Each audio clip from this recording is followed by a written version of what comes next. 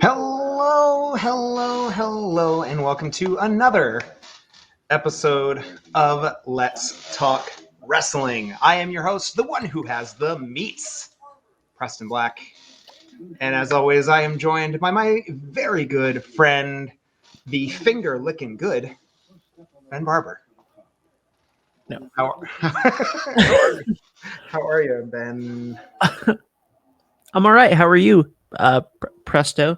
I'm great. Thank you. Presto Magic. That's correct. That's my name. Cheers. I'm drinking tea at 10 o'clock at night here on the East Coast. Because it's chamomile, and hopefully that will make me go Betty bye. Oh, sure. Pretty smoothly. I was going to say that might be a risky move, but it might not be. Why would it be risky? Why would it be? Okay, hold on. All right. Hello, Ashley. Sup, y'all? Sup to you. Beth Alabamba. Woof. Yeah. Hello, Beth. Woof. Yeah, Woof is right. Yeah, Woof is right. This is going to be rough. I watched WrestleMania 1 live. Congratulations. Well, Big D, I have to say that we just had what is undoubtedly going to go down in history as a WrestleMania. It for sure was. You can't deny it. Historically speaking, this was a WrestleMania. I think a lot of people on Twitter are going to try to make the argument that it was not a WrestleMania, and that is just an objective fact. It was. Those are trolls. Those are trolls. People that are saying that it was not a WrestleMania. Those are trolls. No. Paid by the Khan family. Mm-hmm. Obviously. What do you want to talk about? Let's talk about WrestleMania. The most stupendous. It was the most. It was also another objective fact is that was the most stupendous WrestleMania in history. It was the most stupendous WrestleMania. Yeah. Also, just on the inside, on the back of house end, Ben, don't be uncomfortable by that Seri bot alert. That's one of my things. That's not like a. I'm not alarmed. Okay. I'm not alarmed. Hey, thanks for coming in. So let's talk wrestling. I don't have this much energy on any other show that I do, and I think that I think maybe I should do all of my shows at 10 o'clock at night. I think that that's the key. I think that having Allie warn me when there was an hour left of, hey, you got to be on a stream in an hour. Me going, okay, great. And her going, don't you need to be on a stream in a half hour? And me going, yeah, that's fine.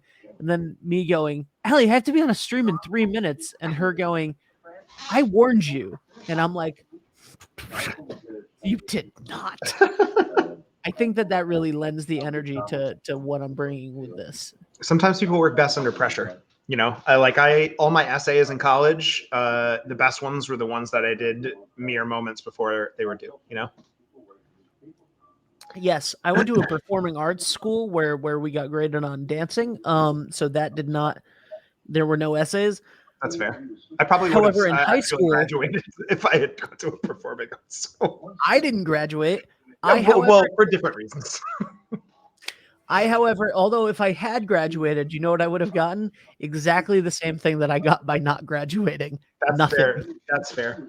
And $60,000 in debt. Maybe you didn't graduate for the same reason that I didn't graduate, because I didn't graduate because I ran out of money. Although my bill was significantly, I think my entire 6 years of college probably didn't equate to 1 year of college for you, or one semester. So that's the system. Anyway, that's not what we're here to talk about. Here's the deal. Yeah, what we're here to talk about is the most stupendous. By the way, I didn't write an essay in high school either. I stole them from my friends. Fair enough. It's just who I am. It's what I do. I'm not proud of it. I'm a little proud of it, but anyway. Listen, look at where you are, and tell me that system didn't work. I can't tell you that it did. I can't tell you that it did. Okay. That's fair. I dropped out. I dropped out in 10th grade high school. So yeah. And Big D, you're killing it. You're killing it. The moral of the story, kids, is do not. Where's Georgia? Where's Georgia? I need to talk to her kids directly. Don't stay in school. And God help you, if you do stay in school, don't do anything. Did you see that Pobox made a clip of Gwen saying "I love cuss words"? No. Who is Pobox? I don't know. Did you see my text that Pobox came to my stream the other night and then sent me to a Lego streamer? I did. What I noticed, I don't think I responded to that, and I'm sorry, but what I did notice is that you said that I believe you said that he allowed you to be on mute for an hour and a half. Yeah. Well, it was about 50 minutes. 50 minutes. You were just on mute streaming. Yeah. For 50 minutes. And you've seen me stream. I talk to the camera. I gesticulate. I sing. I do you dance. Sometimes you dance like this. I do. I dance all kinds of ways. And and that happened. And then a friend of mine came in and immediately was like, "Oh, no mic tonight?" And I turned it on and I was like, "Oh my God, I'm so sorry. I didn't realize I've been streaming for the better part of an hour with no mic." And Pobox is just like, "Oh, I thought you were just talking to someone else." Thanks. This is going to be a dancing only. This is going to be a dancing only rendition of Let's Talk Wrestling. For tonight only, it's Let's Dance Wrestling. Let's Dance Wrestling. Ooh.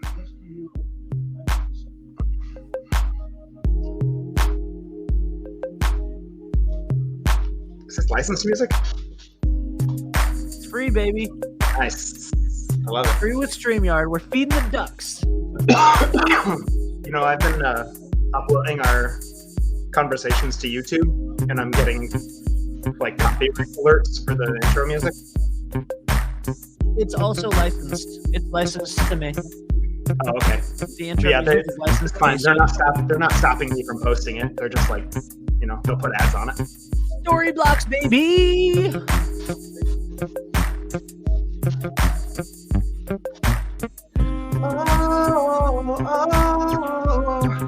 WrestleMania, fighting for our life. You know that one? Hold on. Keep going. I don't know the words. I don't know the rest of the words. Did you turn that down for me? Because I don't know where I'm going. Yeah, I turned it down for you so that you could boogie over it. It's okay. I don't know any more of the words. Yes. Oh. Yo, WrestleMania. Yes, this is our life. That's the next line. You're singing an actual song? Yeah, you've never heard the WrestleMania theme?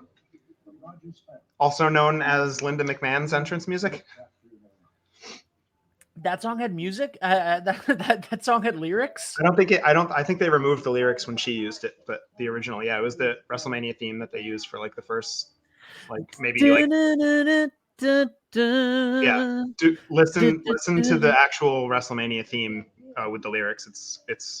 It's choice. This is wrestling related. How? Big D, it's wrestling related because we said it was wrestling related. Okay? Okay. I was just singing the WrestleMania theme song. If you want to hear a bunch of misinformation and disinformation from some derelicts in California and Seattle, then go subscribe to F4W online. Oh my God. Over here and you can deal with that bullshit. But it's the intro music. Yeah. But we are talking about wrestling. We're talking about wrestling. All right, so we're 10 minutes into the show. So right. I think I was just vamping, giving people some time to roll in. Absolutely. We're hooking them. We're hooking them with personality, and then we're gonna stick them with headlocks. People don't get the notification that you're live right away, so you gotta give them. You gotta give them a chance to get in. But Absolutely. I think 10 minutes. Absolutely. I think 10 minutes is more than enough time. Make them laugh. What's this? I bet it's not. Oh yeah, it's probably a virus.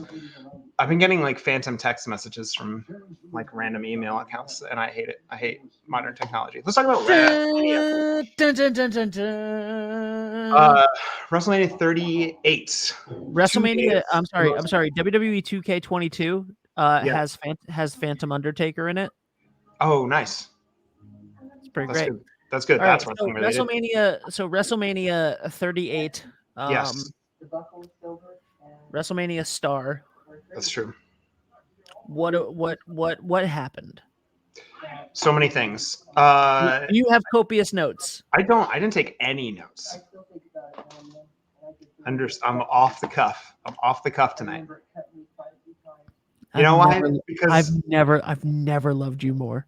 Because when we talked about AEW Revolution, which was what, a 2.5, 3 hour show, we were on for 2 hours and 40 minutes. So I didn't want to be doing this for 8 hours. That's very true. I was like, you know what? We'll get there. We'll figure it out. WrestleMania 38. So, in the words of Jim Ross, yeah, Stone Cold, Stone Cold, Stone Cold, Stone Cold, and then some other stuff happened. That's got to be Kane. That was no Kane, no Kane. No Kane was on this because Kane supported Putin or whatever. He was around. He was backstage. So yeah, I mean, I guess we can just go sort of match by match and just kind of like highlights and lowlights and hit me. This is something that I thought was interesting. Yeah, go ahead. Two nights of 2-hour pre-shows, no matches on the pre-shows. Is that the first time they've done that? That's the first time I can remember that they've done that. I was disgusted. I watched all 2 hours of night one, and then I think I hopped in maybe a half hour to 45 minutes in to night two's pre-show. And I was pretty offended. Well, for one, I was hoping to see some matches. I understand why you would do it on night one, hoping to see some matches. Honestly, I was just around. Night two, I put it on, and then I was like on my computer, like editing. Yeah. While it was on, and like if I saw something, my computer faces the television, so if something is happening that I care about, I can just take the headphones off and watch. But and you know, there were some bits and stuff that I didn't mind watching. But I was pretty upset that they didn't have any matches whatsoever, which is sort of like leads to the big, in my opinion, the big elephant in the room for all of WrestleMania is no Intercontinental Championship, no United States Championship. And they weren't on the card at all. No. Those wrestlers were not on the card. They did not get booked for WrestleMania. And I really don't like the Andre the Giant Memorial Battle Royal being on SmackDown the night before. That seemed like a cop out. And my question is that a cynical workaround so that those people can't complain about not getting a residual paycheck for being on WrestleMania?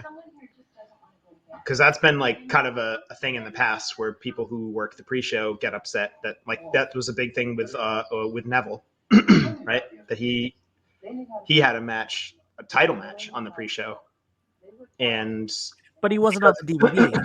He's not on the DVD, so he doesn't get the big paycheck, right?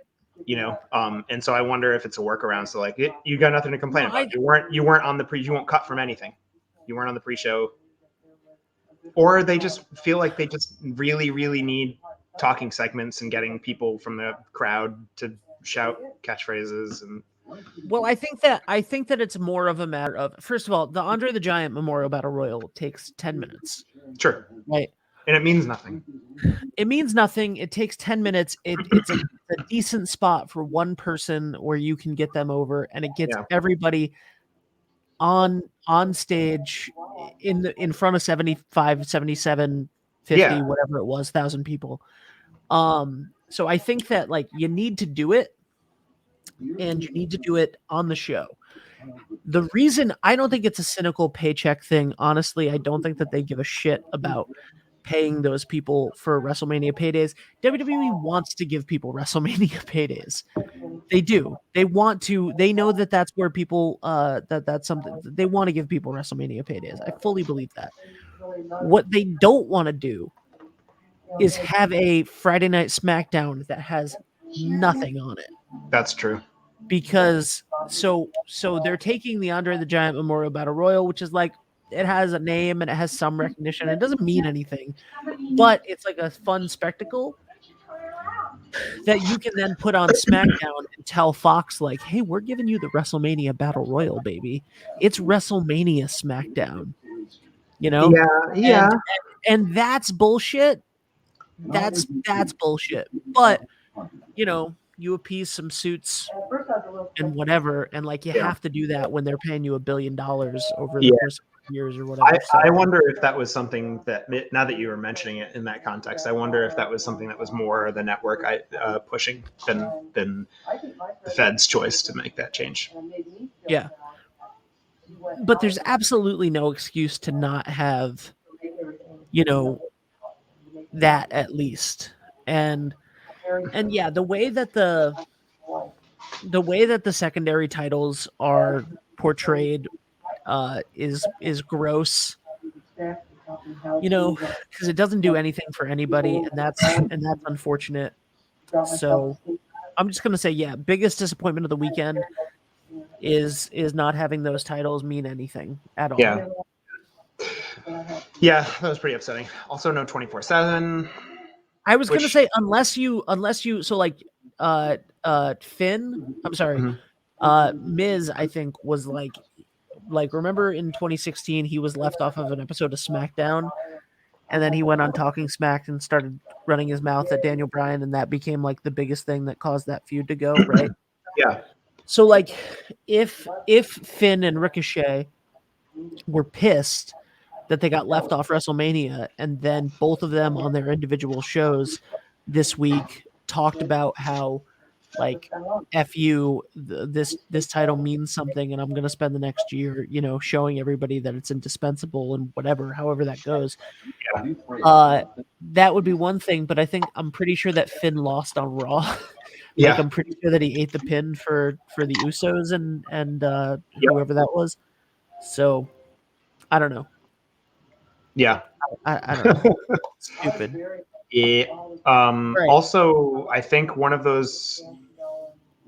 Oh, maybe I was thinking of Finn because I was thinking one of them already lost their title, but I guess I was just thinking of Finn losing to. Yeah, maybe it was one of those. Who did he lose to? Who did he lose to?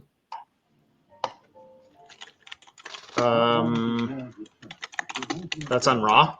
Yeah. Right, you didn't watch it, so. Yeah, I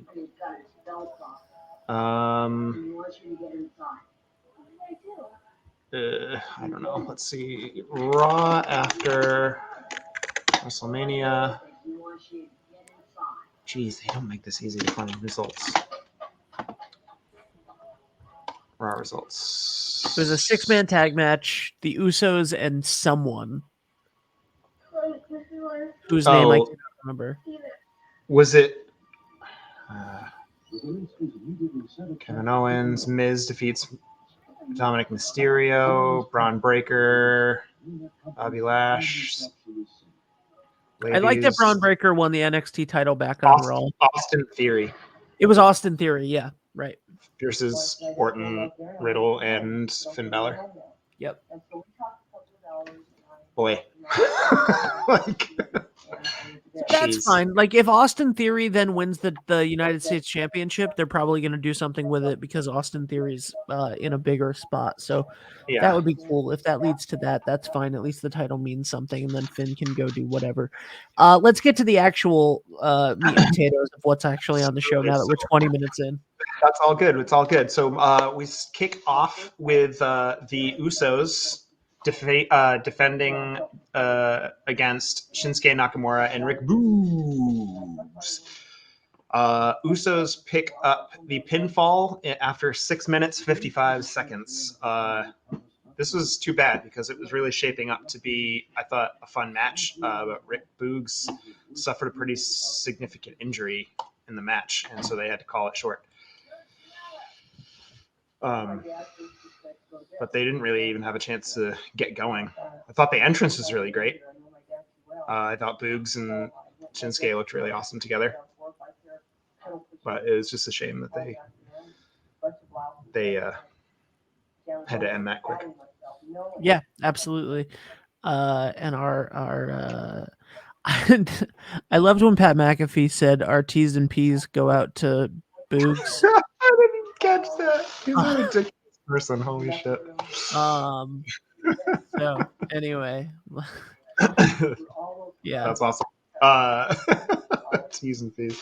Yeah, I was really looking forward to seeing that match because the first time I'd ever even heard of Rick Boogs was when I watched the Rumble, and I thought he was a delight.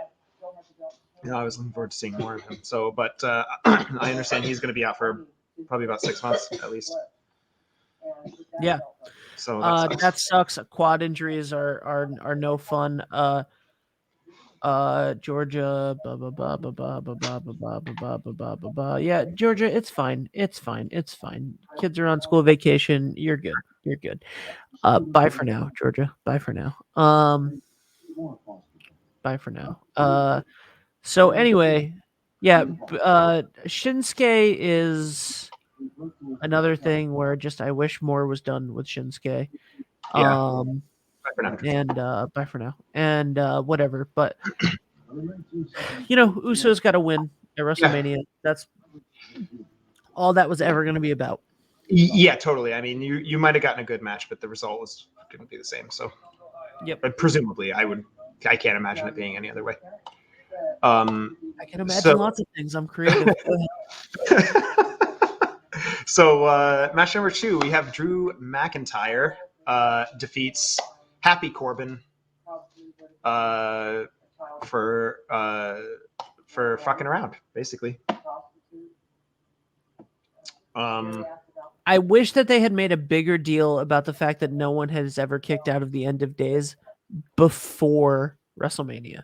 I also do that, and so much so that when they said it, when Michael Cole, I think, said that, my first thought was like, oh, that can't possibly be true.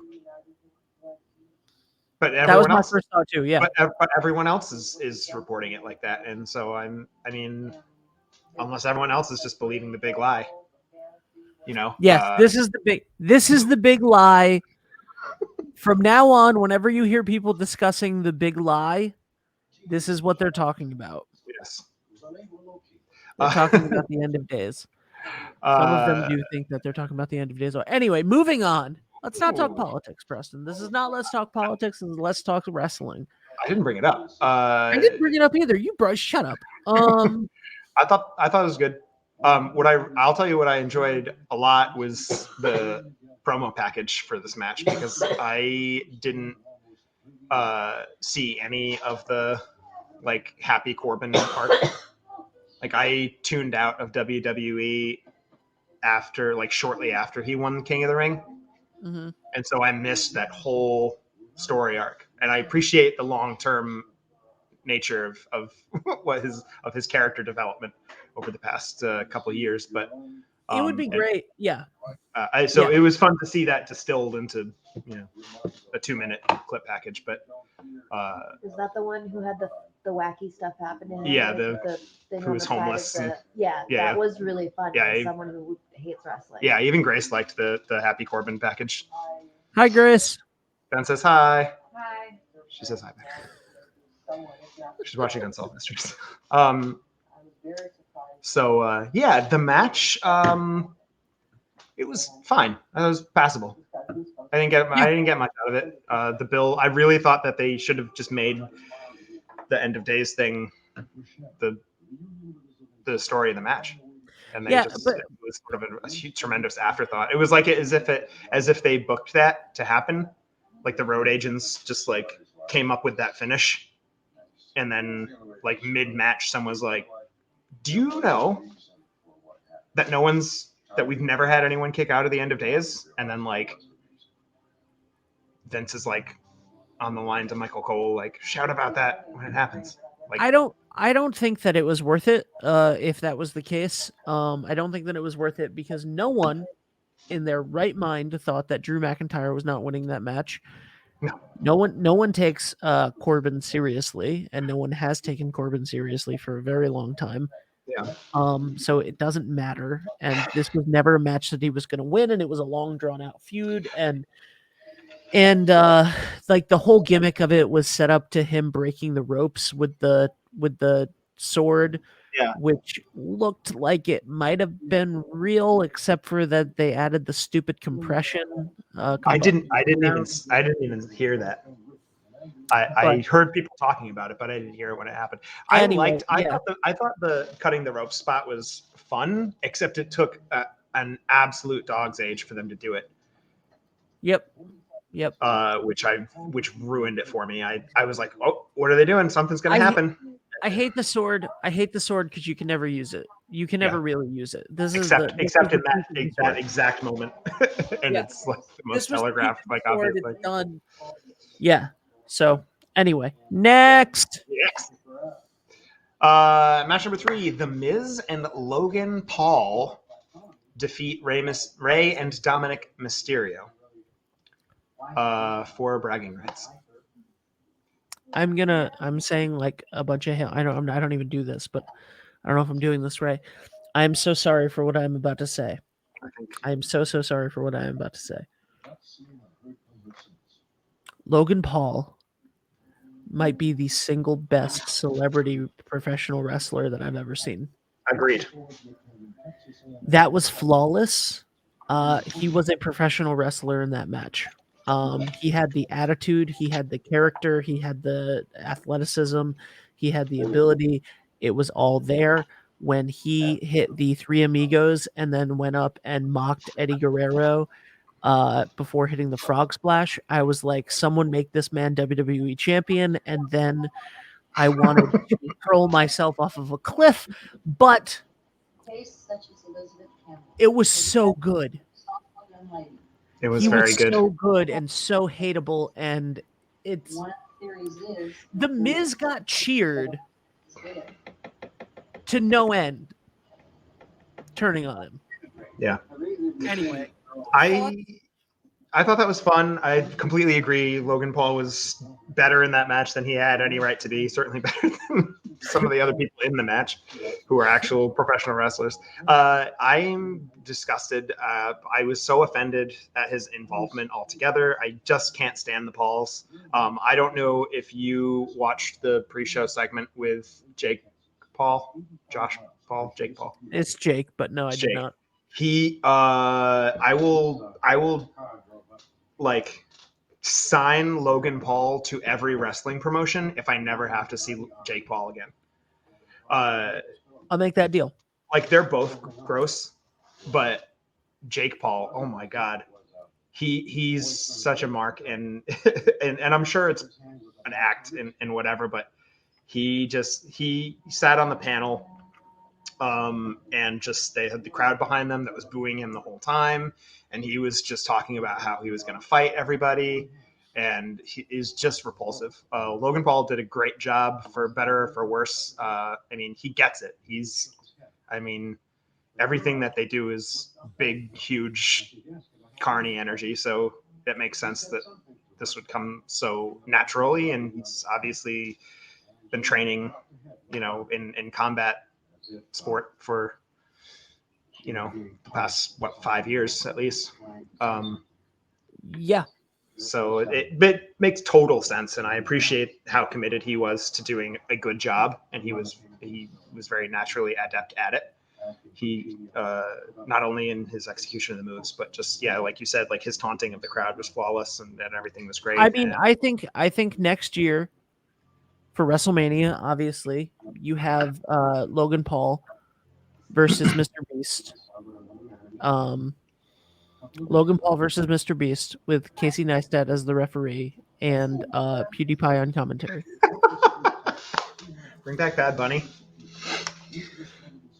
I just want to say that we got shit on for not talking about wrestling for the first 15 minutes of this show. Mhm. And all of these comments happened.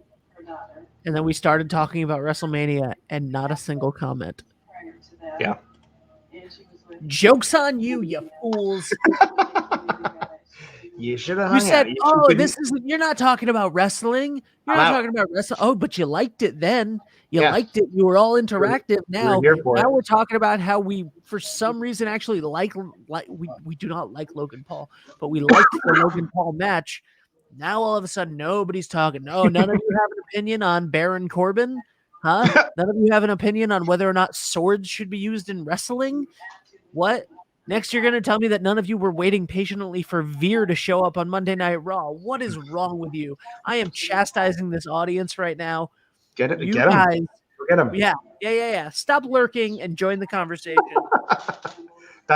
Let's talk wrestling. That's not a threat. You're welcome to lurk if you want. It's a threat. Please stop threatening people.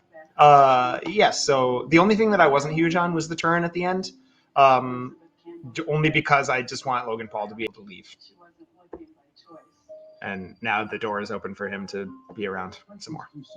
Ashley? Ashley, have you ever watched professional wrestling in your entire life? That doesn't matter. This is for everybody. This is for, okay, yes. Moving on. What was the next match? Match number 4, Bianca Belair. Big, huge win over Becky Lynch for the WWE Raw Women's Championship. They almost hit a cool 20 minutes, and it was just pure gold the whole time. I know that she has a baby, but I'm going to suggest that she's just watching the show. Hitting the sauce, huh? Yeah. Wow. Good for Bianca Belair. I gotta be honest, I didn't see a lot of the build up to this match, so I don't know if it actually meant anything to people. But it makes sense if you just look at it from point A to point B, right? Becky comes back, she cheap shots her, she turns heel, she rubs it in her face. I don't know why it took 9 months for her to get her revenge in general, and to even really try to get her revenge. I don't know the story behind all of that. I think that a lot of times they do a lackluster job telling the women wrestler stories, and that is sad, Yeah. But that is what it is. As a kid, I was really into it. I posted in the Discord, Scotty Too Hottie was my guy. Scotty Too Hottie was amazing. Preston's going to do the worm for us right now. Go ahead. Oh, I don't have the floor space, but I could. No, you're going to do the worm.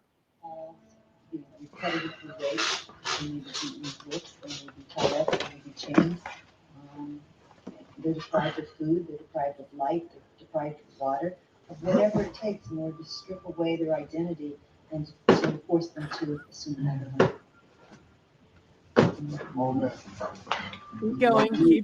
Keep going.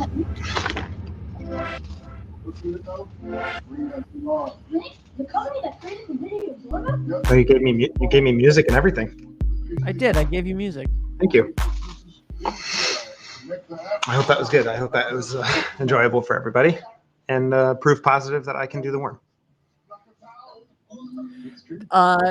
Princess Daddy, thank you for joining us. The only thing I know about wrestling is that John Cena gif where his face gets really small. What face? You can't see him. That's the thing. Nice. I just did this on national television. I feel like Where did you go?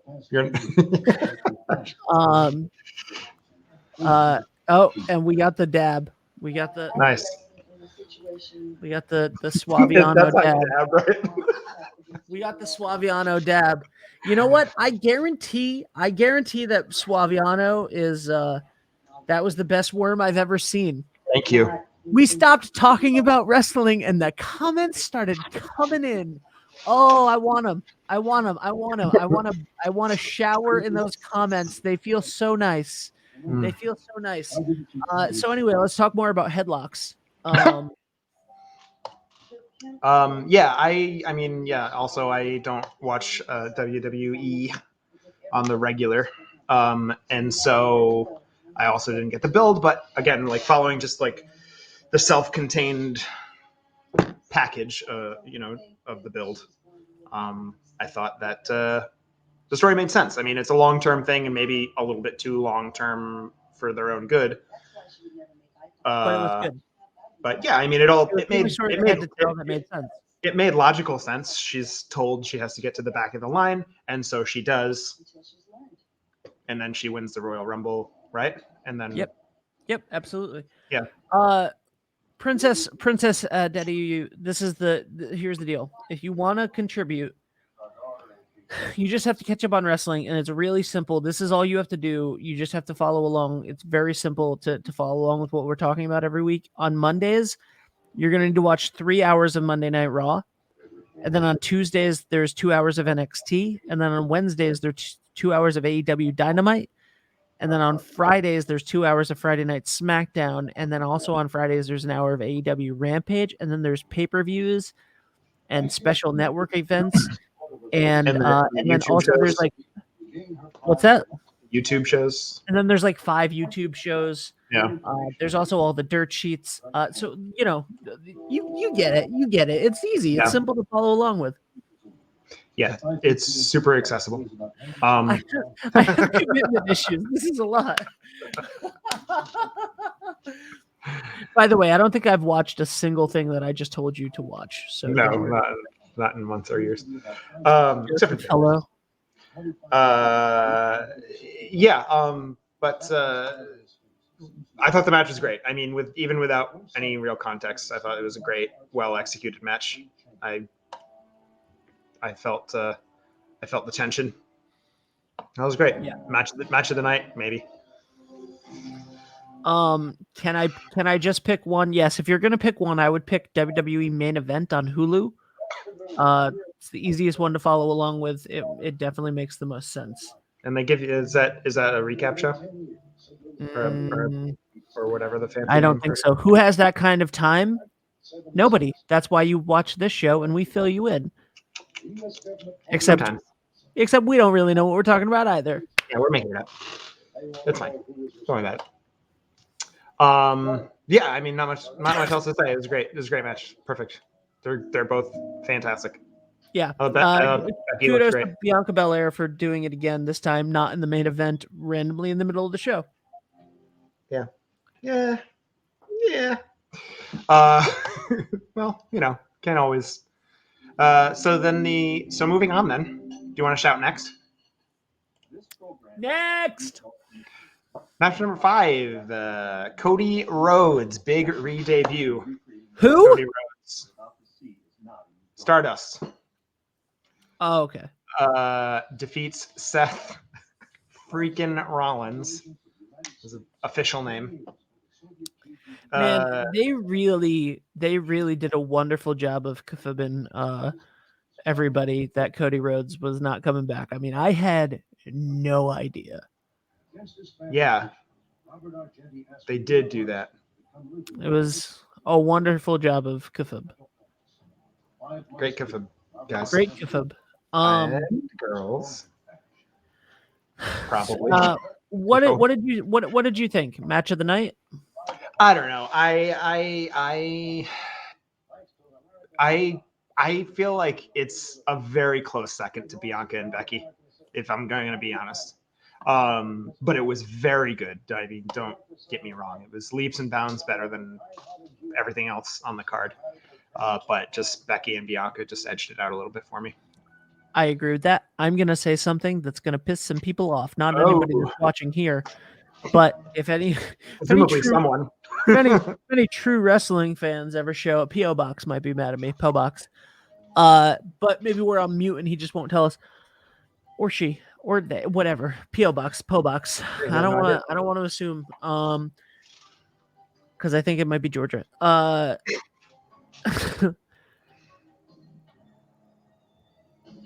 What was I gonna say? Something really divisive. Cody Rhodes looked like he was in the ring with a professional wrestler for the first time in 4 years.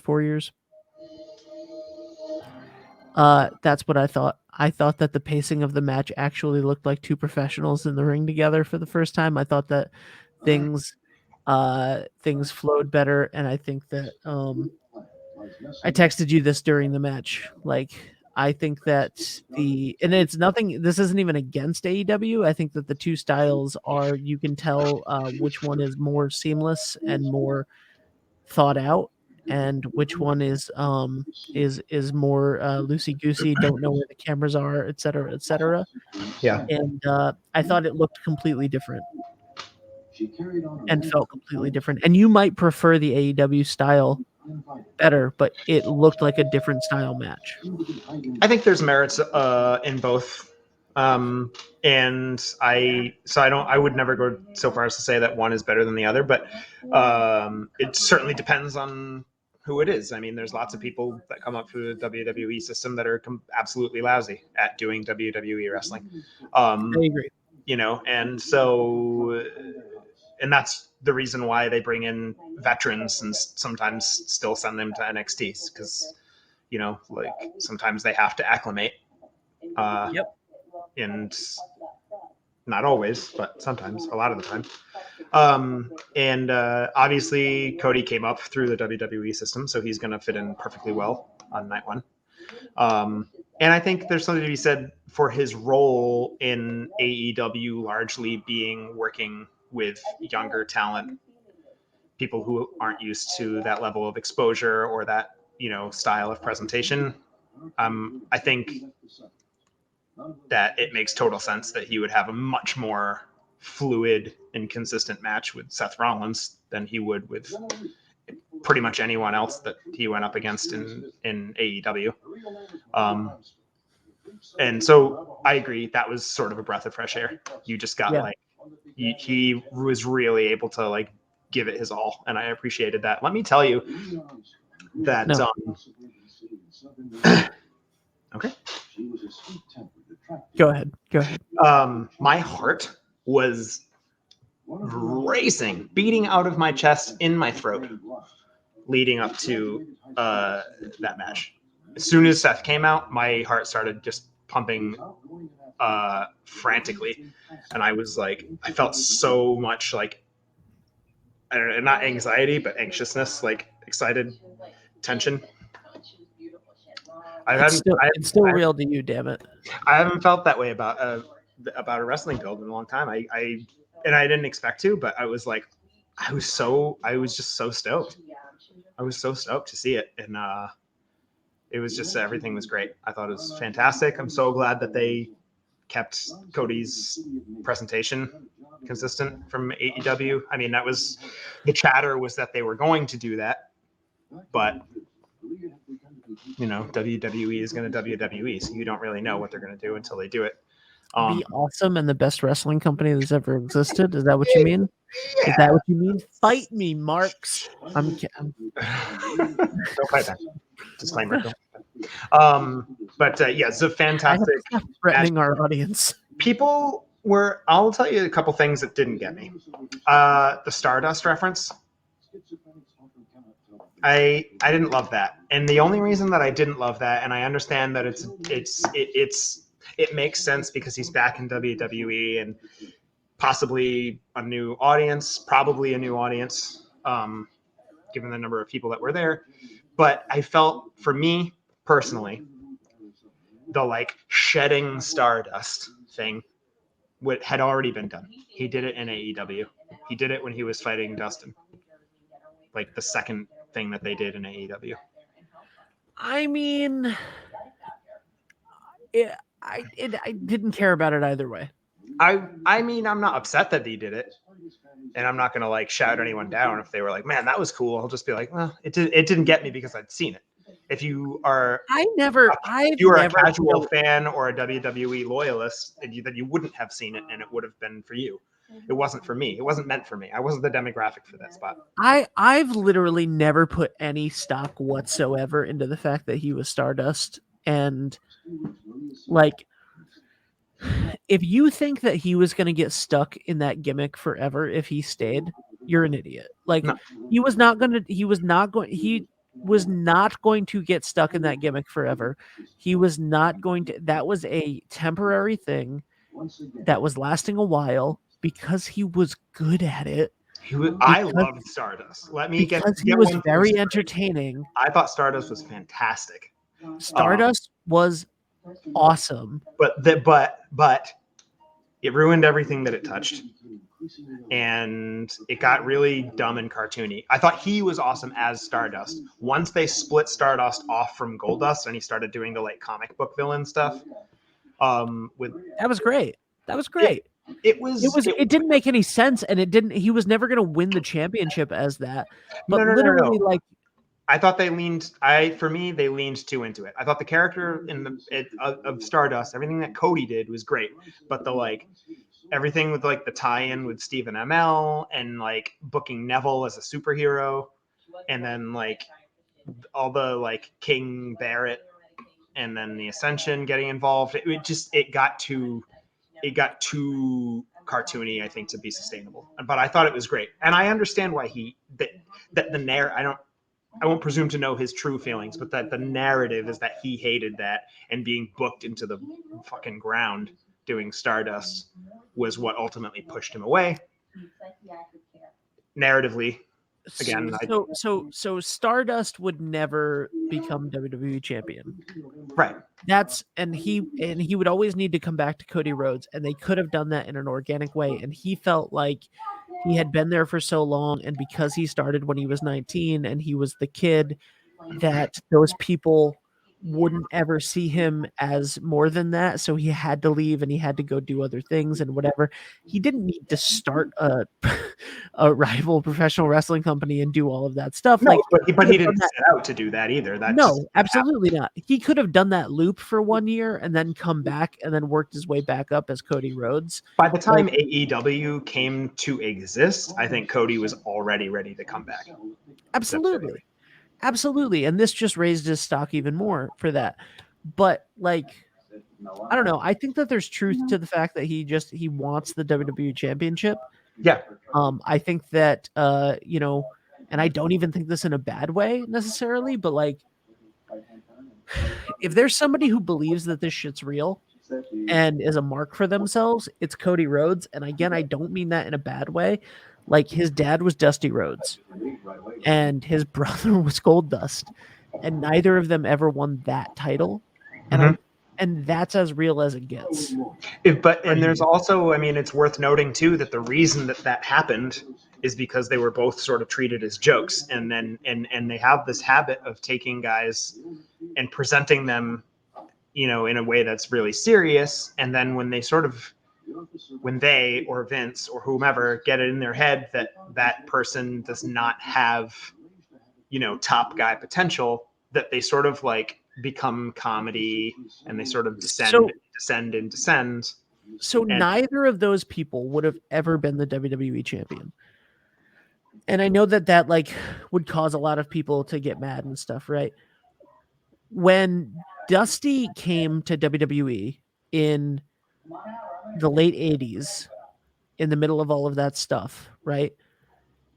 WWE was not somewhere where a plucky underdog was going to win the championship in the middle of the rock and wrestling, all of that stuff, right? If you want Dusty Rhodes with the way that he talked and the way that he moved and the way that he looked, if you wanted that guy to get over in that era with that audience, you would not have him do the things that he did in the NWA when he was champion, right? Like, the polka dots was not a rib. It was not being buried. It was giving an accentuation to that personality, right? And at a time when he was past his prime and would not have been champion, he was at the tail end of his career, and doing that character work extended that. And yes, it was a ridiculous far cry from the badass underdog who fought bloody and back from everything to win the championships against, Ric Flair and whatnot. But it made sense for the time that he was in the late 80s, and he just wouldn't have been champion over Hulk Hogan. No. Or Randy whatever, Savage or the Ultimate Warrior. Without taking anything away from him, yeah, I agree that in the context of when he was in the company, there's no way. Like, ridiculous gimmick or not. Also that specifically at that time, Vince was going way out of his way to distance himself as much as possible from like Southern wrestling, right? And it just wasn't in the cards. Now you look at Gold Dust, right? And you look at the natural Dustin Rhodes from WCW, and like United States champion fighting guys on the back of a truck or whatever the hell it was, and like the son of Dusty and the serious Southern wrestler and whatever, and like Dustin as himself, not a great talker. As an actor, as a person that you put into a role, amazing, right? Like Goldust was the right move, and it could have gone bigger if people hadn't been so afraid of the overtones and stuff of it. And you can debate as to whether or not that was appropriate, and that's a separate question. But it wasn't. That's the end of the debate. No, but Goldust as a character was iconic and he was fantastic as a character. The same way that not everybody's going to be a leading man, right? You look at Cody though when he's 19 to 24, and you're like, oh shit, this one's the leading man. Of the family, this one's the guy that looks like the hero. Yeah. This one's the guy that looks like the champion that you would want to crown, right? Yeah. And Cody knew that. The dude has access to a fucking mirror. Like, he knew that he was a protege of everybody, that he was the son of Dusty Rhodes, that he was a great, and he was a natural, and like with Randy Orton and doing all of these things, and that he took everything that they gave him and he made it work, and he showed that he was a great character actor as well. And then like that happened with all of that stuff, but he always could have been WWE champion someday. And by the time Stardust started in like 2014, 2015, whenever he left, he was like, I thought I'd be here by now. Yeah. And that's why he left. But like, he was really good at Stardust, but also can be the champion. Like when he got married to Brandy and they did that whole thing with the Shield right before Stardust. Right before he turned to Stardust, when they did that whole thing with the Shield where he like got fired and came back and was like a red hot babyface. That should have been the beginning of something for him. And it wasn't. It ended up being the beginning of Stardust. And that's stupid. But I don't know. He always had the potential, and Dusty in another time, in another world, would have been the WWE champion. Sure. Dustin never would have been Dusty in the 90s could have been WWE champion. As Goldust? Dusty? Dusty in the 90s. Dusty, but like aged up, or aged down. Like Dusty, where he in the exact spot that he was in his life when he was in the Fed, but moved that into the 90s. He easily like post New Gen, maybe not in the Attitude Era, but like in that like kind of like Attitude Era. I mean, Dusty, Polka Dot Dusty. Not Polka Dot Dusty, like authentic. No, but Polka Dot. But no. Let's go Polka Dot Dusty. Is there that much difference between Polka Dot Dusty and Dude Love? That's true. Is there really that much difference between Polka Dot and like Mankind? Mick Foley is a badass who had all of these death matches and all of these like, the hardcore legend and doing all of this stuff. He put a sock on his hand and he hugged Vince McMahon, and he tried to do at whatever he could to do that, and it fit the storyline, and all of a sudden he's the champion. Yeah. And then once he's the champion as this goofy person, then all of a sudden like Cactus Jack can come back and he can have these ridiculous matches with Triple H. Yeah. Yeah. Well, we can move on. We got a lot more to talk about, but yeah, I agree with you. I think in the context of when they were, I mean, Dustin, you nailed it. I mean, Dustin on his own, particularly in the 90s, not as Goldust. Whatever he was doing, whether it was the natural or whatever he, the myriad of gimmicks that he had in the 90s was, I mean, he's so boring. Preston, why did you agree to that? Agree to what? Oh, okay. Okay. She's talking to nope. Okay. She's talking about this. Oh. So, it's all good. It's okay. I was going to say, why did he agree to what I said? Because I am the smartest person that's ever lived.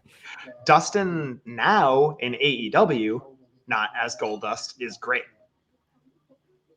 I think.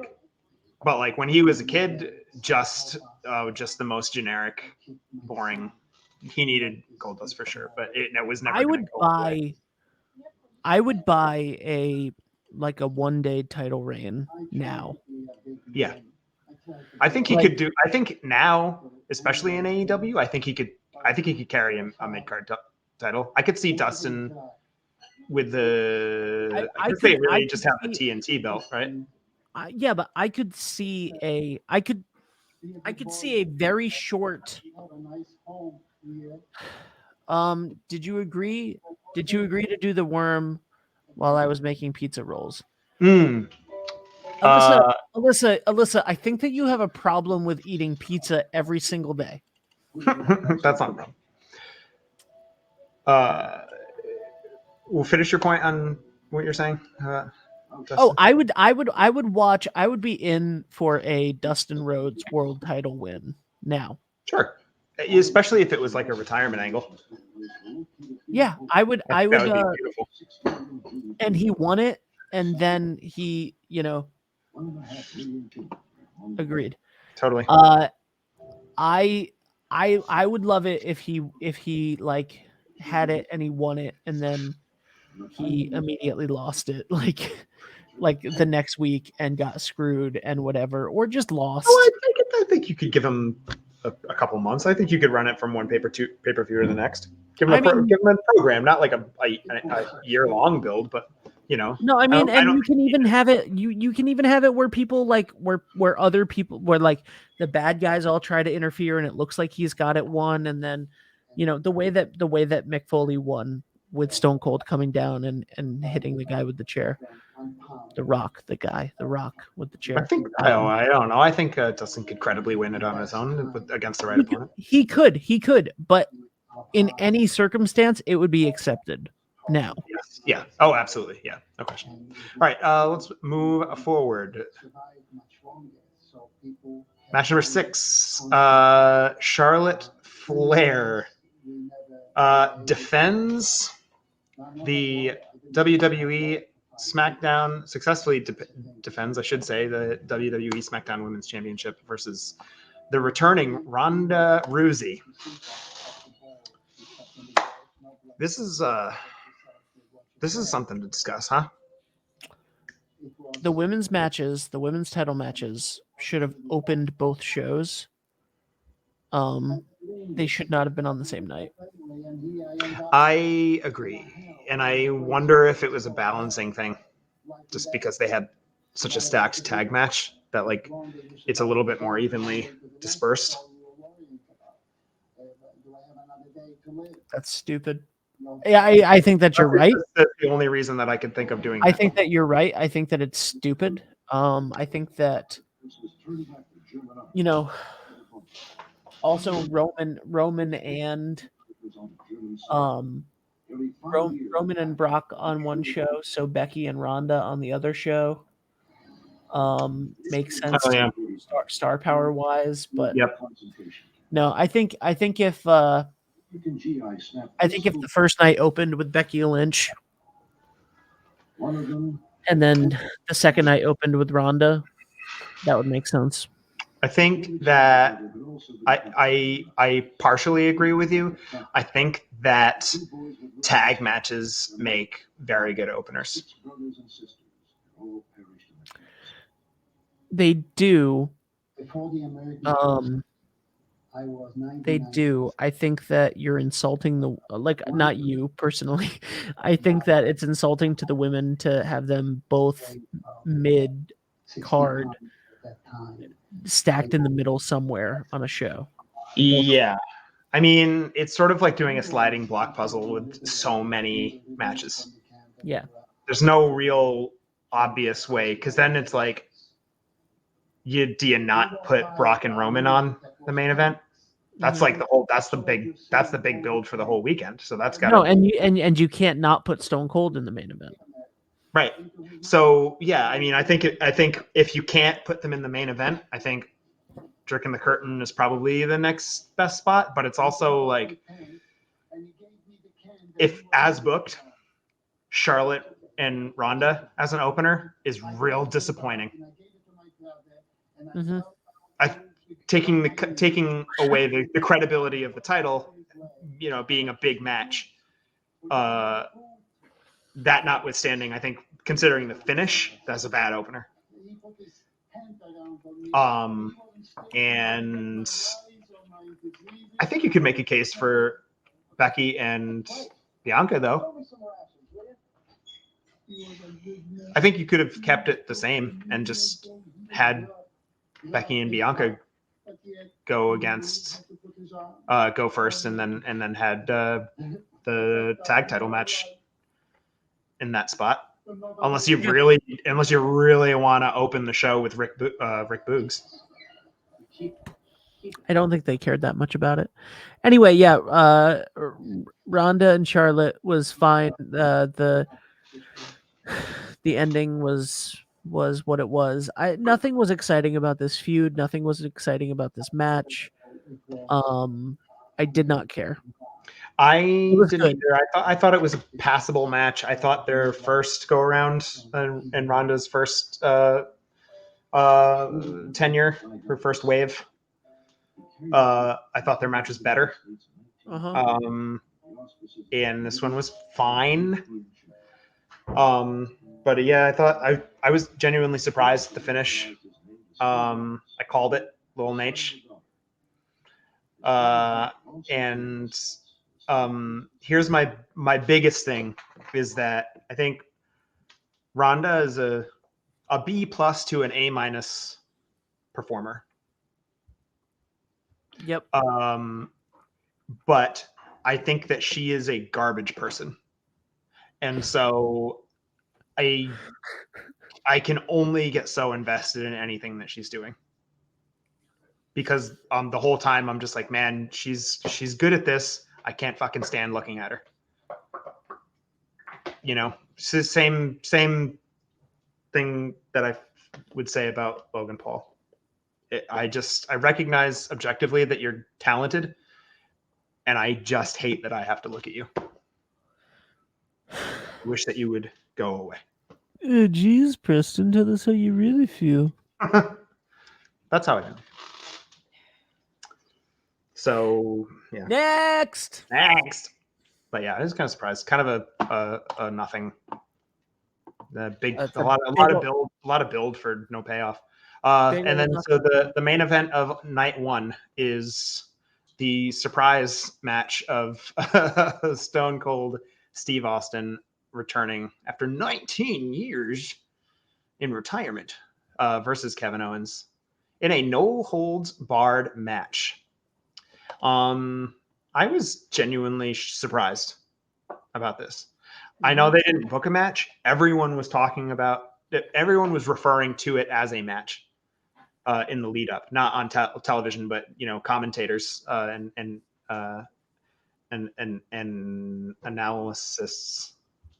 analysts. Yep.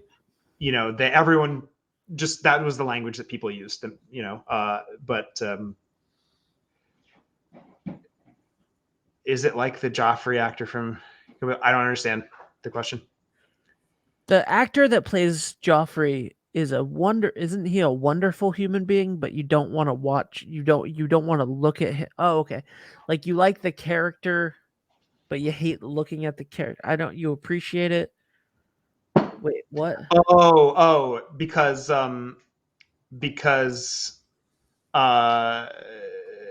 because I said I recognize that you're talented, but I don't want to look at you.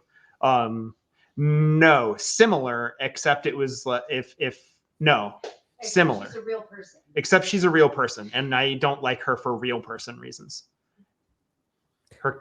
Her character is not a garbage person. She in real life is a garbage person. Yes. And Jack Leeson, I think is his name, is a delightful young man. Yeah.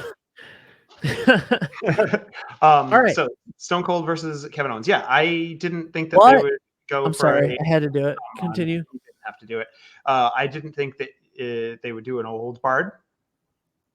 Why didn't you think that? Why didn't you think that? Because I thought that they would just do like a quick squash. I thought that they would call it a match, and then it would just be like throw a couple punches, stunner, pin. Steve Austin would never do that. He would have said no. He would have said no to this if he couldn't do what he did. I don't agree. He's done so many segments where he just shows up and stunners someone without even saying a word. Yes, but he wouldn't have agreed. But it wouldn't have been a match. There would have been no match. No one. The bell would have never rang, and a ref would have never done anything. I didn't necessarily expect them to ring a bell. I figured they would have a fight, some sort of physical altercation. Yes, me too. I mean, they're not just going to do a talking segment, especially as the closer. So you had to know going into it that there would be a physical altercation. Besides just a stunner, I figured maybe something very fast. I guess I agree with you if I'm thinking about it that he wouldn't have agreed to a squash match, an official squash match. Stop that. But I was kind of surprised. I mean, I guess when you're working with someone who's old and beat up, doing like a no DQ situation is better if you're going to go long, because there's a lot more that you can do to mask that person's shortcomings. Right. But I was very surprised, pleasantly surprised, I should say. I thought, he can still go. Yes, he can. Yes, he can. And it was a lot of fun. I mean, the talking segment was maybe a little bit overlong, but having the two of them in a talking segment is gold, obviously. And I thought the match was great. There was exactly enough shenanigans. It wasn't like Batista and Triple H where it could have been 20 minutes shorter.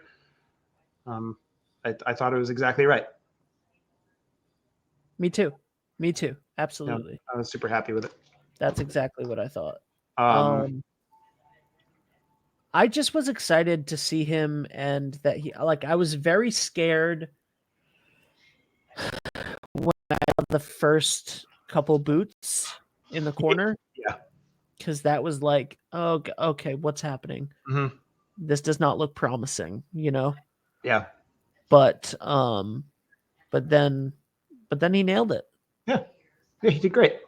He was in control, I think, for 90% of the match. All the stuff with the ATV was great, and all the excessive amount of beer was awesome. I love that he was drinking the during whole time. The match. Yeah. Yeah. Yeah, it was a lot of fun. It was. I was like, it almost feels as if he needs it to get through. Yeah, and I wonder if that's what they were going for, or if they were just like, he's not taking, or if it was just like he's not taking this very seriously, and it's like just a brawl, that he's like a barroom brawl type scenario. I know that obviously he's not just like actually shotgunning and drinking all that beer, right? But over the course of using all of that beer as a prop, I got the impression during the closing couple minutes, that he had taken in enough of it that he had gotten a buzz on, because he had a look on his face like maybe a little too much had slipped through. Which, not that it affected anything except. So number one, I mean, that could be acting. Number two, he has said several times, many times over the years, that obviously he's not drinking all of that beer. Obviously, like, he's stopping it from going in, and it's going all over him, and Yeah, it's he spits it mostly everywhere, foam and and whatever. a lot of it falls out before it even gets to his face. Like, But that you get when you do it with like 34 beers yeah, throughout the course of one of those beer bashes, he would usually come back a little buzzed. sure, you'd have to. I mean, What? even if you're not like actively swallowing it, you're putting it in your mouth, so you're gonna get some. Katie, this is not Roblox. What the heck is Roblox? What?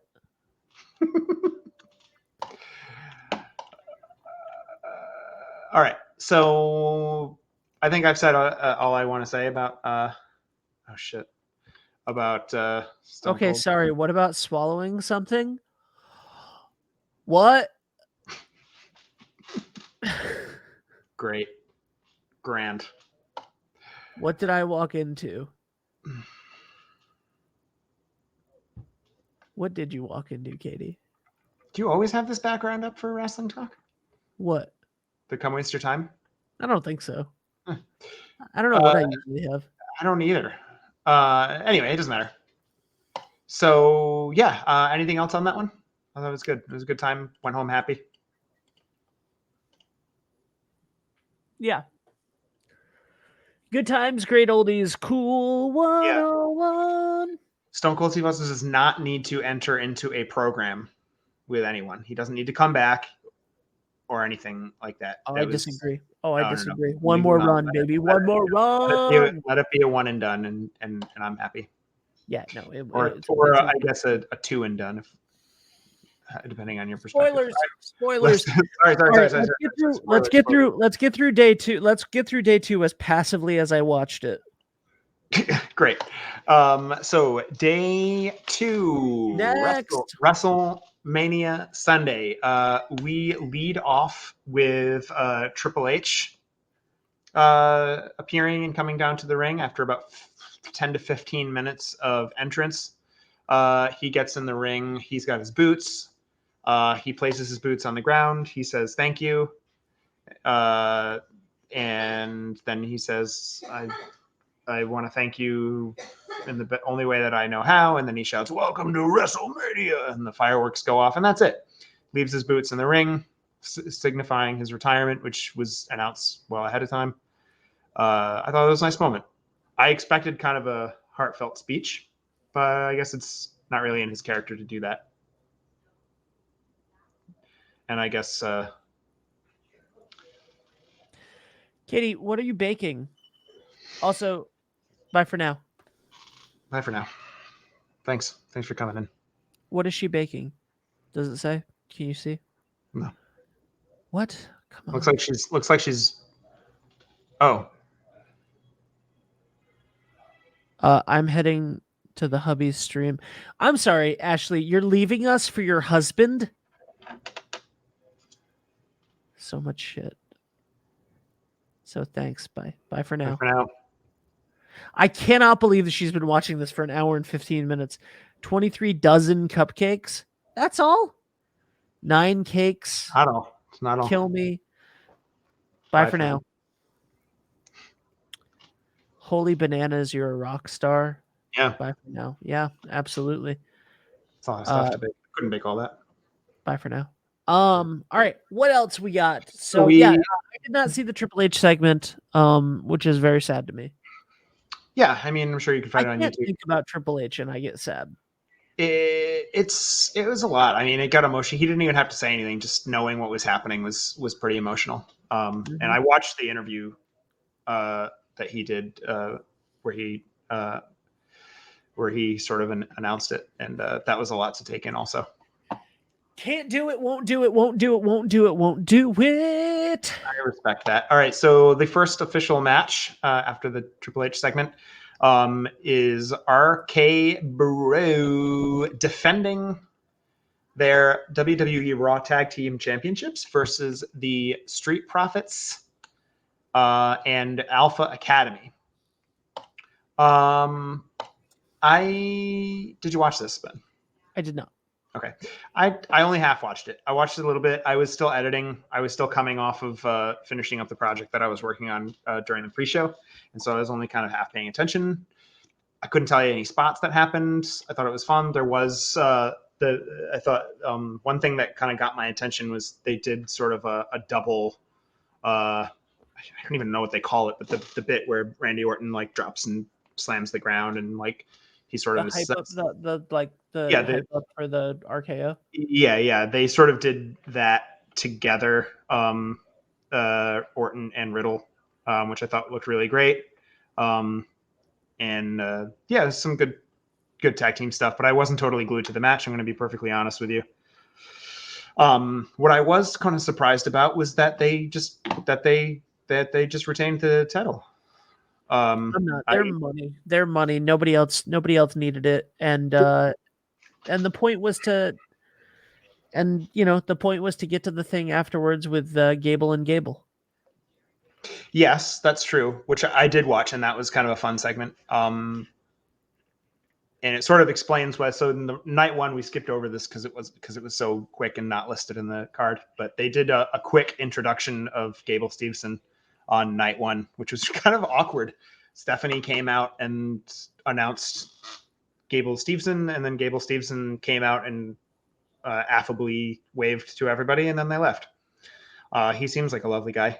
And then in night two, after the match, the Street Profits were.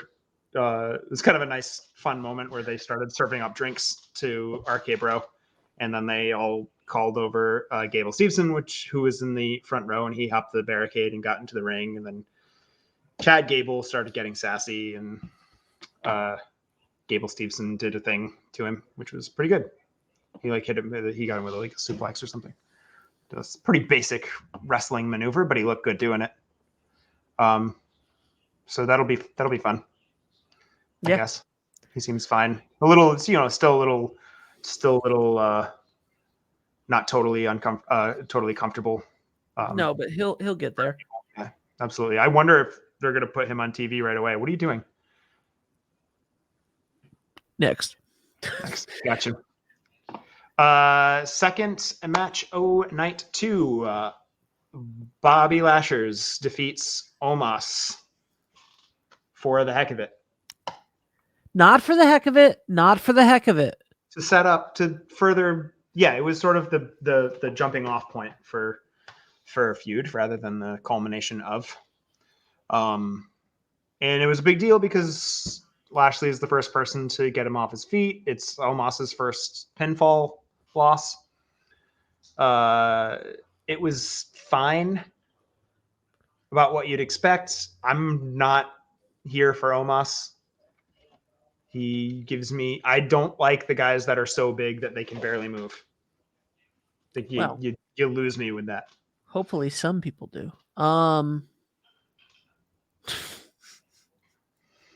What?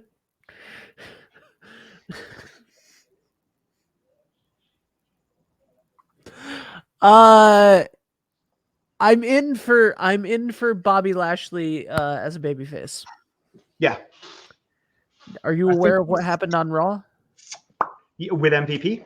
Yeah. Loosely. I didn't watch it, but I heard. I think it's great. I think no. that Omos needs a mouthpiece, so that makes sense. Yes. And he's better as a heel, so that makes sense. And Bobby Lashley being a babyface makes sense. So I think I enjoy Lashley better as a heel. Although he does literally have a baby face, so he does, and he's getting cheered too much, and it's been the same shtick. Yeah, he's mega over is the problem, is that you can't really keep him a heel for too long. I really, really, really liked the brief run that he had with whose name I can't recall. Brock Lesnar. No, the fellow that the dude that they brought up from NXT to be his manager, but he's actually a really fucking good wrestler. Lio Rush. I thought him and Lio Rush were great together. I understand that Lio Rush is a difficult person to employ, apparently. but the time that they had together, I thought was great. That was the best heel presentation of Bobby Lashley that I've seen, and I haven't seen any of the Hurt Business stuff, but I thought that was really great compared to the babyface run that he had prior to that, which I thought was abysmal.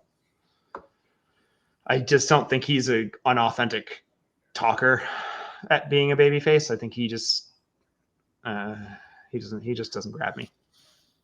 But I agree, he's way too over to just be a big nasty heel. So this is compelling.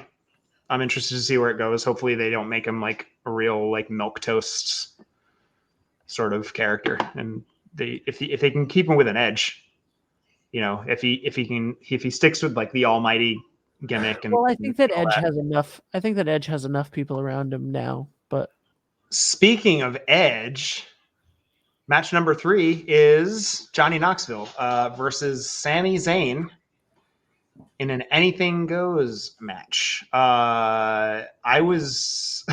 Did you just make that? Did I just make what? Never mind. So yeah, I was really lamenting this match. And then almost as soon as it started, I was all in, baby.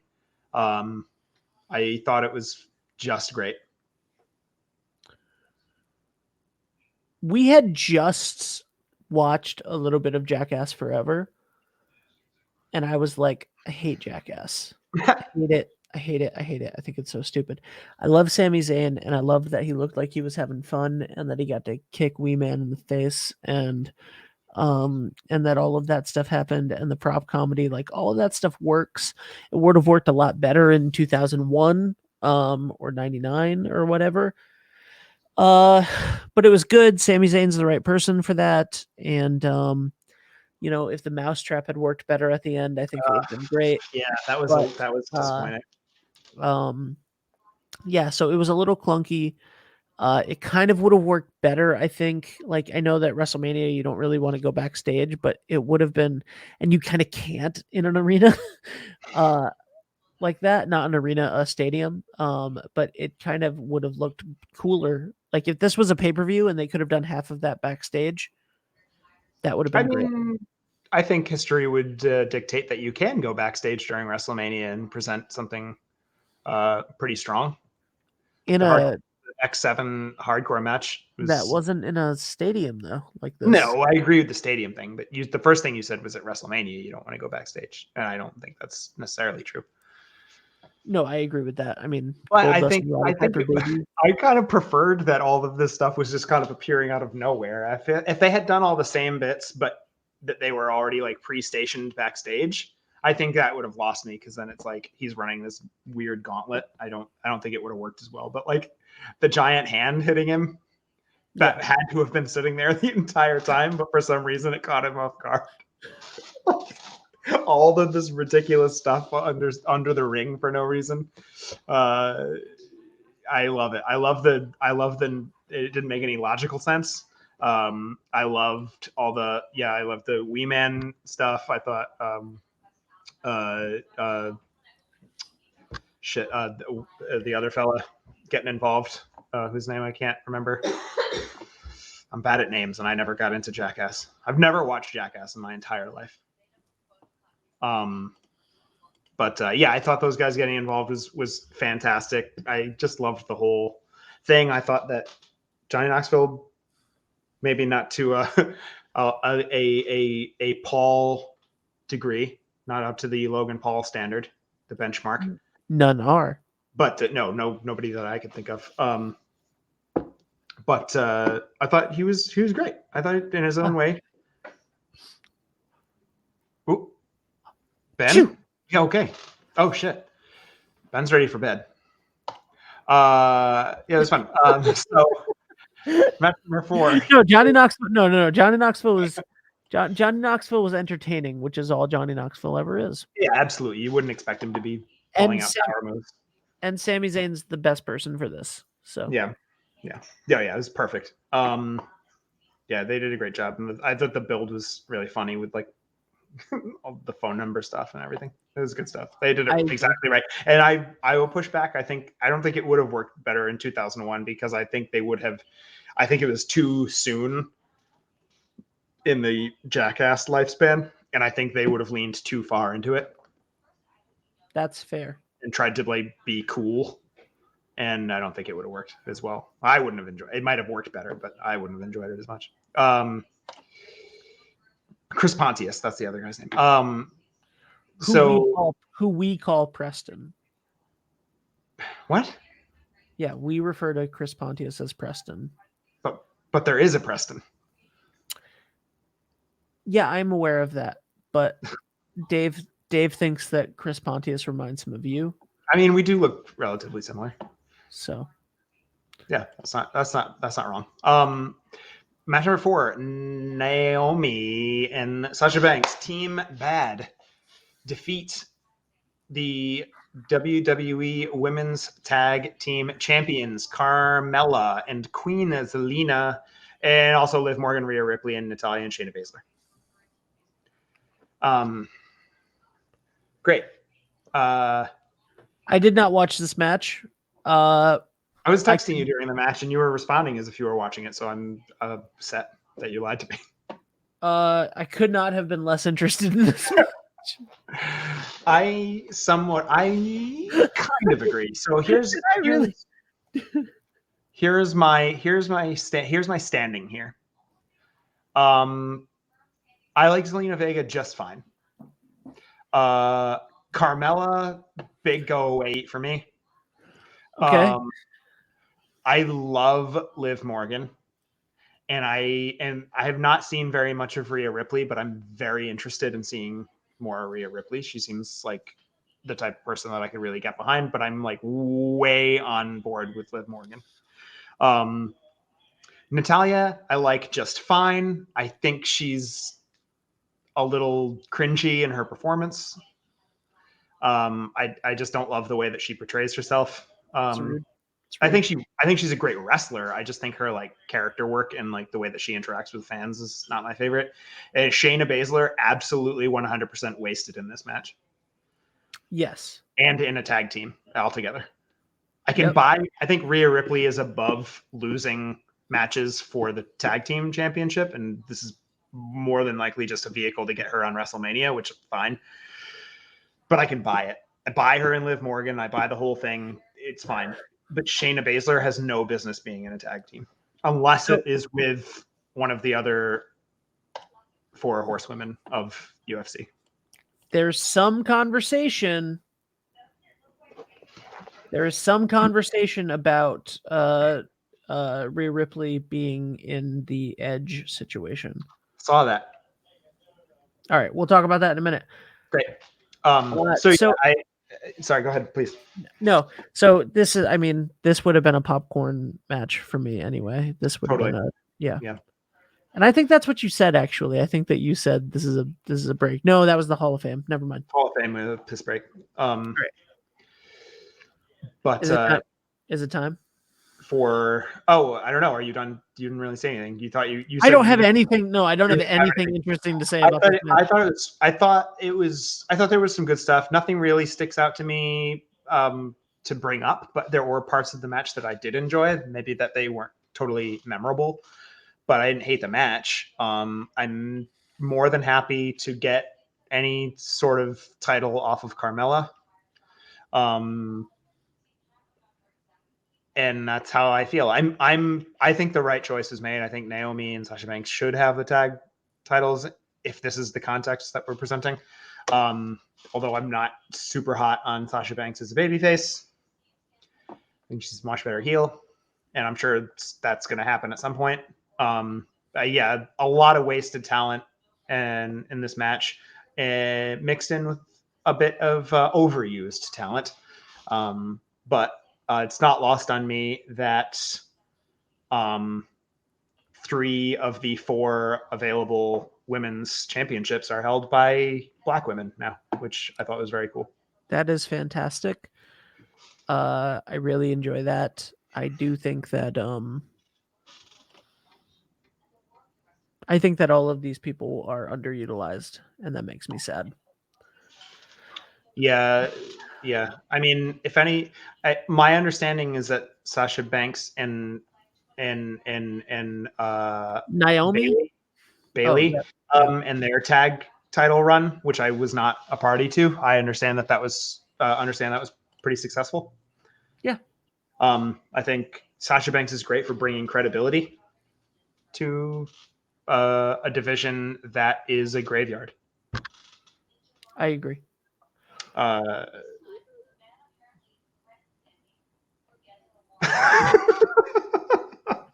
Okay. Fantastic. Speaking of the women's division, Edge in match number 5 defeats. I shouldn't say it. I was just trying to do a false setup bit, but that sounds like I'm being disrespectful. Edge defeats AJ Styles by a pinfall in the longest match of WrestleMania. Yes. And I felt it. I felt it. To me, this was a Batista Triple H. I think it could have been like 10 minutes shorter. How long was it? It was 24 minutes. Wow. Yeah. A lot of selling, and not a lot of tension. No, that's unnecessary. It's right at the midpoint, so you can tell they really expected this to get a lot of heat. And I guess it did. I just think they dragged it out a little. I think they embellished a little bit much. I agree with that. And I don't know if Edge doesn't have a more densely packed match in him. I haven't watched a lot of new Edge, so I don't know if his work rate isn't what it used to be. But it just didn't need to be this long. That's it. Certainly, it did not, and they didn't really tell a compelling story. I guess the whole thing seemed like it was just to set up for the Damian Priest angle. And they could have gotten to that way faster. Yep, and I like the new gimmick. I think it came out of nowhere, as we talked about last week. But I'm excited to see what's next. I'm glad that they're developing it. That it's not just like just nothing, just to give AJ Styles a heel. I'm intrigued like to see. It more seemed like it was just to give Edge something to turn into this new character he wanted to play. AJ Styles, and I know AJ Styles is of advanced age considering his position on the card. Not just for WrestleMania, but just what he has been doing in WWE for quite a while. He's late 40s.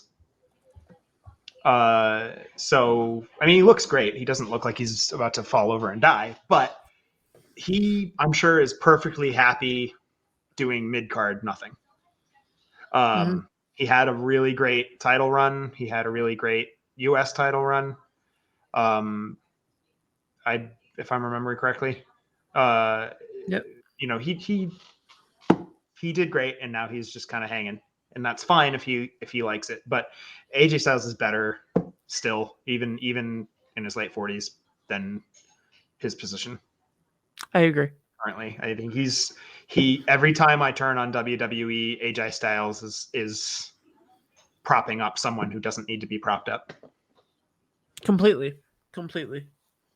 Put him in, give him the same stuff, but with younger guys, fine. And maybe this whole thing is just to boost Damian Priest. Yep. Fine. But like a WrestleMania match with Edge, where he's just a vehicle to like give Edge a launching point for this new gimmick. Not for me. But that's probably why they went 24 minutes and tried to make it something epic. Yeah, right. Exactly. It didn't land for me. There was some stuff that I liked. Nothing. Again, same thing. Nothing that really sticks out to me is to recall. No. But AJ Styles good at spots, and there was good spots. Do you know what the one thing that I thought when I was watching this match? What's that? So carry over from night one, which was cut for time. Sheamus and Ridge Holland with Butch defeat the New Day, Kofi Kingston and Xavier Woods. I was so upset. This is the dirt worst. And it was cut for here's an interesting thing. Night 1 has 7 matches, and night 2 has 9 matches. The New Day match was cut for time from night 1. And so, but this match was 1 minute and 40 seconds long. From Honestly, it was, and it could have gone 40 seconds shorter. I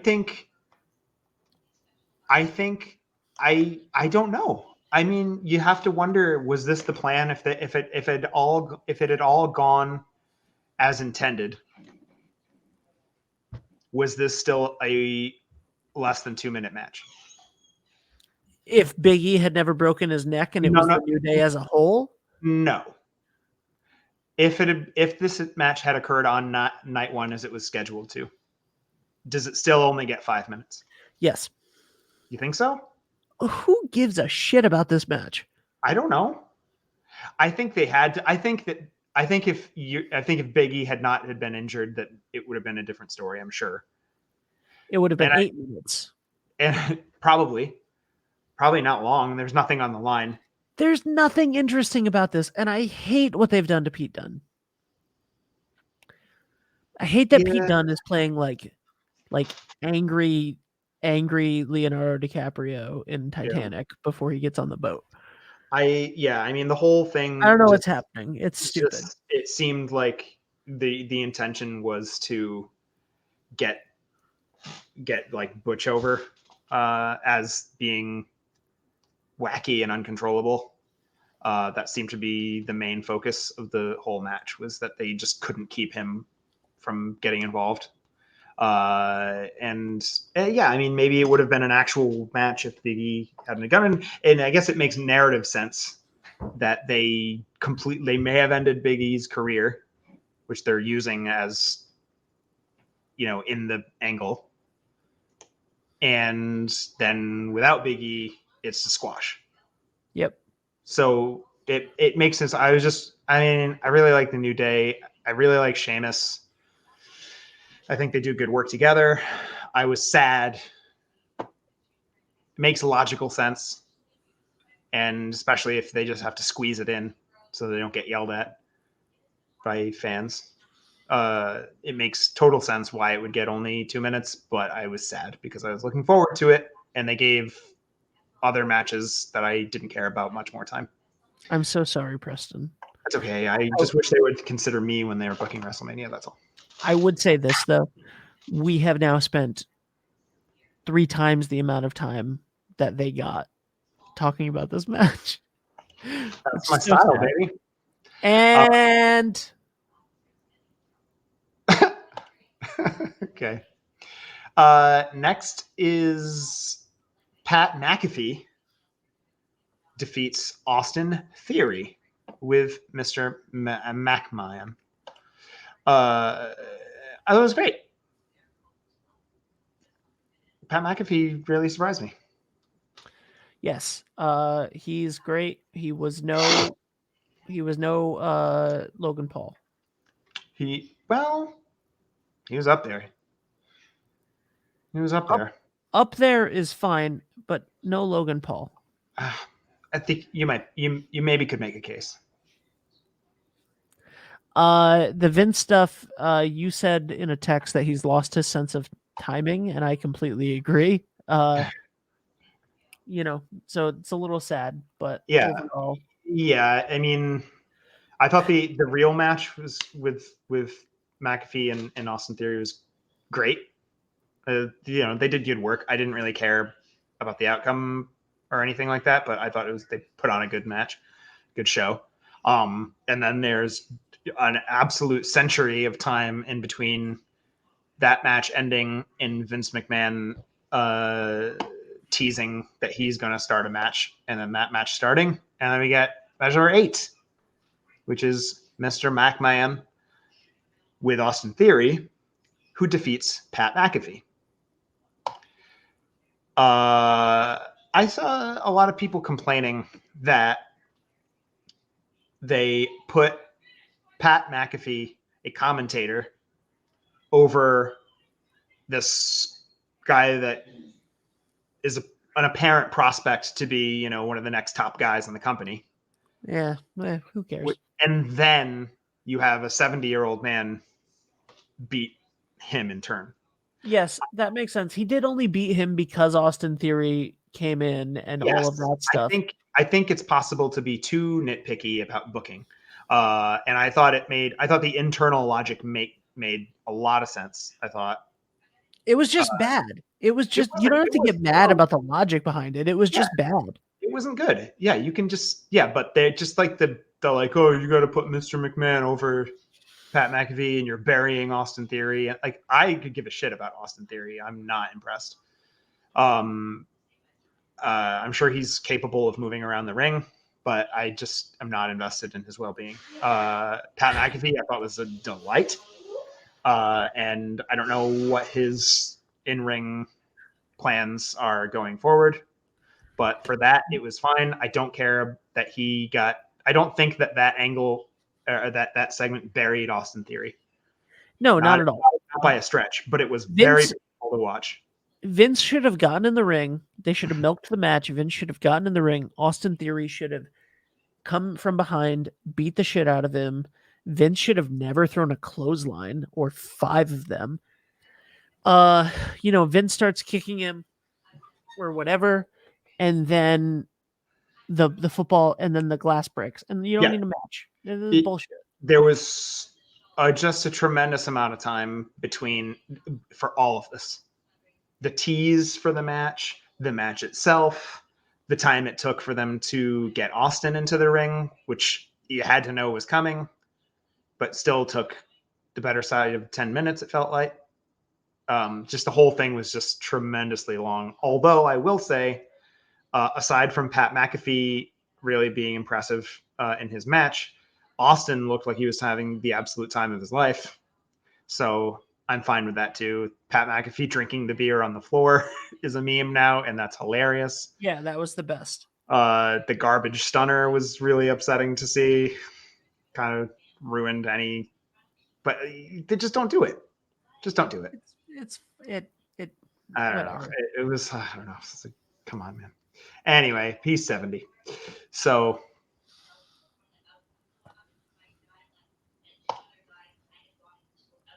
the main event of a WrestleMania 38, WrestleMania Sunday, April 3rd, 2022, the year of our Lord. Roman Reigns, the Universal Champion with Paul Heyman, defeats Brock Lesnar, the WWE Champion, in a winner-takes-all match for the unification of the 2 top titles of the company. I don't know what I was expecting, but I was shocked. And I think I would have been shocked either way, which is a credit. I think it's a credit to the presentation. That no matter the outcome, I think I would have been excited and shocked by it. I think that this didn't feel epic enough of an ending, but it was good. It was good. Maybe part of my shock was that the finish just kind of came out of nowhere. It just happened. Not in like a out of nowhere, kind of way, but like trademark out of nowhere, but like in the sense that, sometimes the match ends and you don't even really realize that it's ended. It's just, that's it. Okay. Is Roman Reigns going to go an entire another year without losing? I don't know. I think he might. I think he might face The Rock at next year's WrestleMania in LA, and he might go an entire year without losing. That certainly is the talk around town, right? Yeah. And but do you give The Rock the unified title? And then what happens? Does he beat The Rock and then lose? I say Roman goes to next year's WrestleMania against The Rock, and he beats The Rock, and then he loses it the next night on Raw to someone that everybody is like. You have a year to hype somebody up as the biggest thing in the world, Yeah. and then let him do the thing about The Rock because that's box office, and that's Sure. Great. Big mania money, baby.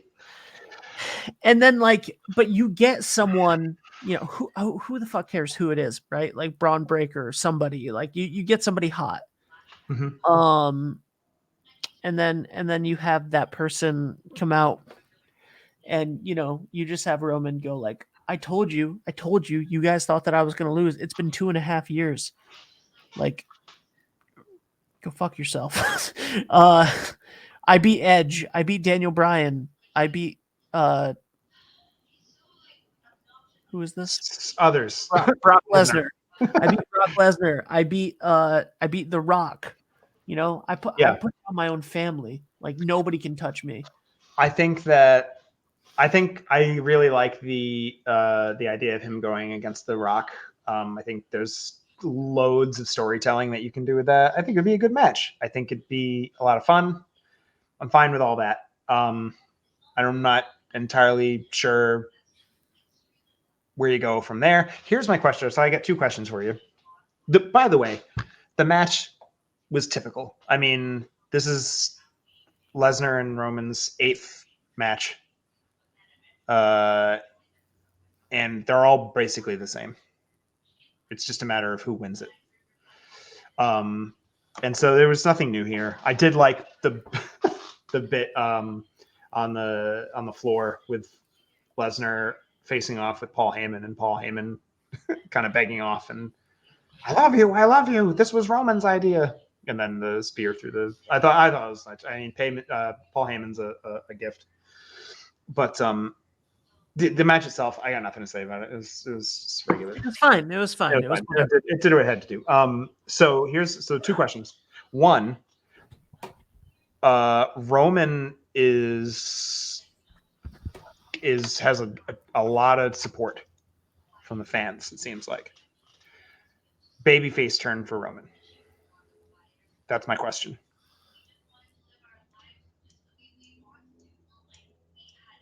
Do you have to, over the course of the year, do you transition him to babyface and have heel Rock as like, I'm a movie star now, you're ruining the family? He's more of an outsider. If you're talking about the Anoa'i dynasty as a wrestling centered family, Rock is Hollywood elite. So he's more of an outsider to the family now. But I mean, I think there's narrative there, but that's a whole year away. What do you think? It is one of those things where who else does he beat now? Yes. And you have a year of it to book in that sense, and he's the only champion right now. And what does that look like? And that just is what it is, man. I mean, like, I think that you can be stubborn and keep him a heel the same way that you were stubborn and kept him a babyface. And it doesn't change anything. And I mean, he's good as a bad guy, so why change him being a bad guy right now? Do the crowd seem to be organically turning him babyface? Sure, but everybody knew that they were always going to, right? Like Cena always said, the day I turn heel, you guys will make me the biggest babyface in the world. Why would I ever do that? Yeah. So I don't know. I think you agree. I agree with you. You don't have to change anything about his presentation, and the crowd is going to enjoy it as long as it's authentic. Yep. And I think that that's it. So Yeah. I think just continuing to tell this story, and it's going to be hard to get people that are interesting. Yeah. Whatever. If you decide that you're going to keep him as champion for another year, I don't know what's going to happen with that. So I don't know. I don't know either way what that's going to look like. Maybe he drops one of the titles. It hasn't really been established if it's properly unified into one title or if it's just like a Becky 2 belts kind of thing where he's just holding both belts. What is your second question? I actually have a follow-up. Oh God. That's going to be the end of the show. That's fine. I just have a quick follow-up. Do you think they can stretch the Lesnar feud to one more? I don't really either. I think they could try. I don't think it would work. Yeah, there's no need to. So then my other question, which is only tangentially related, is at what point at this year, or is it this year at all, do you put Cody in the picture for the title? Or is that like, I mean, he's on a multi-year deal. Mm-hmm. So there's no need to rush it. But that's sort of his mission statement. It's clearly stated that he's gunning for the title. Yeah, he's going to fight for the it's going to be Cody versus Roman at SummerSlam, I think. This year? Yeah. That's the biggest match you got at the moment. But so then, I mean, what do? I mean, you can't have him win because then you lose. I mean, does Roman Rock need to be for the title? Is it better if it's not? No, it's better if it is for them. So then you can't give Cody the title. Yep. Over the course of that year. Yep.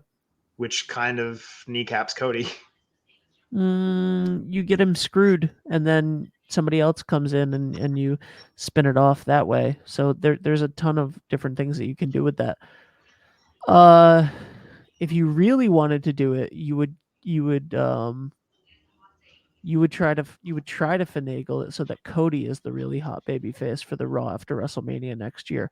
Again, if the goal is The Rock at WrestleMania in Hollywood, which I don't see how it isn't the goal. But if that's the case, then that's what I would do. And you try to build it so that Cody wins right after WrestleMania next year. Yeah. Yeah. Cool. Well, that's great. Thanks for he could win the money. He could win the Money in the Bank, and he could wait and call a shot. That's true. That's very true. That would be. I think that would probably be better. So in the long run. But yeah, it would be very interesting to see how this plays out. A lot of interconnected threads. What? Yeah. So I thought WrestleMania was great. I really enjoyed it. There was some low points. What's that? 1.5 thumbs up. 1.5 thumbs up. I think that's fair to say.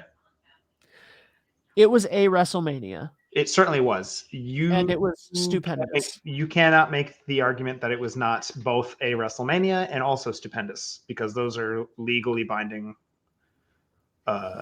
facts. What's next? Bedtime. What's coming up? We don't have any further plans for some any more Let's Talk Wrestling, so we'll just we'll call it on the fly, I guess, when something comes up, or the next time there's some news or something. Yeah. So no nothing on the books for next week, but what do you got coming up for Come Waste Your Time? We got a fire pit coming up on Friday. No idea what we're talking about, and we'll be announcing some new shows pretty soon. Oh, that's great. Is that going to be on Friday that those are announced? I don't know. Maybe. Where will those announcements happen? You can follow at Come Waste Your Time on Instagram. On Instagram, okay. Yeah. That's all right. super. And when will you be streaming again, my friend? I'm gonna be on Monday. Monday at 7 p.m. Pacific, playing Super Mario RPG, and then on Wednesday, same time, 7 Pacific, playing Final Fantasy 6. I love it. Yes. So thanks very much, Ben. If you are viewing on my channel, Captain Stickfigure, hang out for just a minute, and I'm going to raid out to my good friend Dr. Darling. Nice. And in the meantime, thanks very much, Ben, for chatting with me. Thank you. It's been my sincere pleasure. Don't hit that stop button just yet. I'm going to raid out right now. Thanks very much, Raiders. Mwah, mwah. Tell my buddy hi for me, and I'll see you next time. Ben, it's been a pleasure as always, and I hope you have a wonderful night. Are you out? Did you raid? I raided. And that's all taken care of? Yep. Good night, everybody. Thank you, Preston. Good night. Mwah. Love you, buddy.